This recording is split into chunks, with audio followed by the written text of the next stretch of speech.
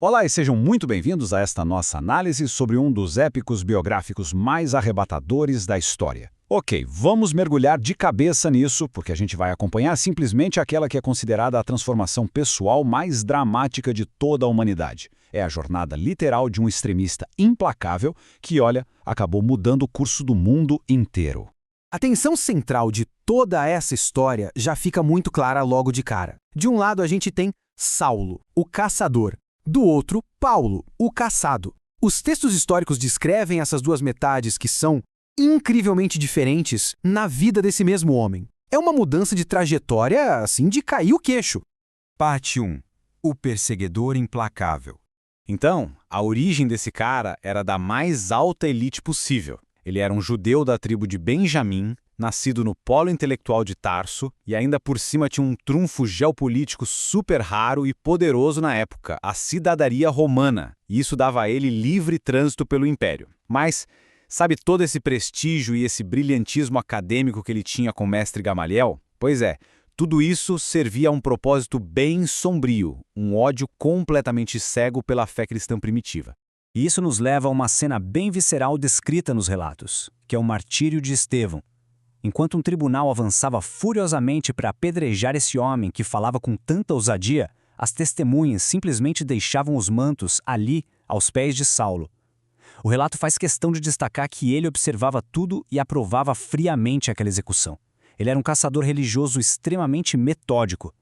E o que ele mesmo via como um zelo sagrado e absoluto, bom, os textos mais tarde descreveriam como uma profunda escuridão e cegueira espiritual. Parte 2. O caminho para Damasco. No meio de uma viagem, do nada, uma luz ofuscante ao meio-dia derruba Saulo por terra. E uma voz ecoa com uma pergunta super direta. Saulo, Saulo, por que me persegues? Pessoal, segundo as fontes, esse encontro divino repentino estilhaçou completamente toda a estrutura teológica, o orgulho de classe e aquela força humana que ele tinha tanta certeza de que possuía. A partir daí, o processo de transformação é marcado por uma dualidade incrível. Primeiro, são 3 dias de cegueira e jejum absoluto em Damasco. Ou seja, durante 3 dias de uma escuridão física total, estava rolando uma intensa construção de luz espiritual. Aí, um discípulo simples chamado Ananias obedece a uma visão e entra na casa chamando seu antigo algoz de irmão. Por fim, algo como escamas caem dos olhos dele, ele volta a enxergar e é batizado. A água lava um homem transformado e uma identidade totalmente nova nasce ali. Parte 3. O apóstolo das nações. A expansão geográfica que veio depois foi simplesmente sem precedentes. Da primeira missão na ilha de Chipre, passando pela base de Antioquia, que foi onde os seguidores começaram a ser chamados de cristãos, até a chegada a Filipos. E esse momento é monumental, porque é quando a mensagem cruza a fronteira da Ásia e entra na Europa. A cronologia avança num ritmo implacável rumo a Atenas, marcando um embate direto com o coração do mundo antigo.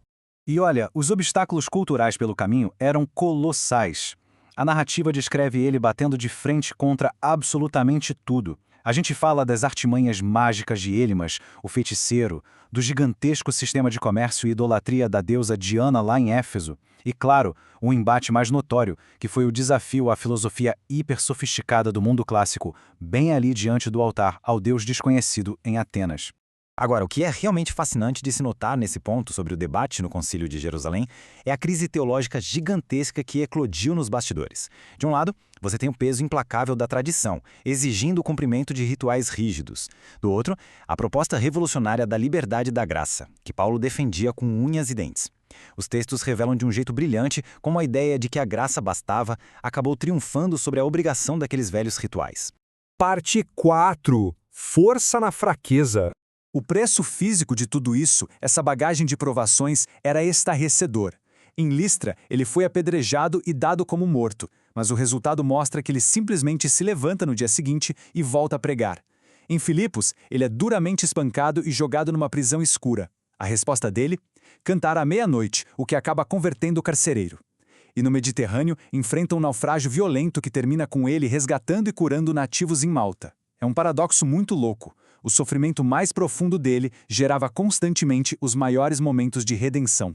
E isso ilustra perfeitamente o misterioso espinho na carne que ele relata a carregar. Essa resposta divina de que o poder se aperfeiçoa na fraqueza estabelece um princípio universal superpoderoso. As limitações não o paravam, na verdade, elas o preservavam. Fica a lição claríssima de que a verdadeira força pode ser encontrada na completa dependência e vulnerabilidade, e não na nossa própria autossuficiência.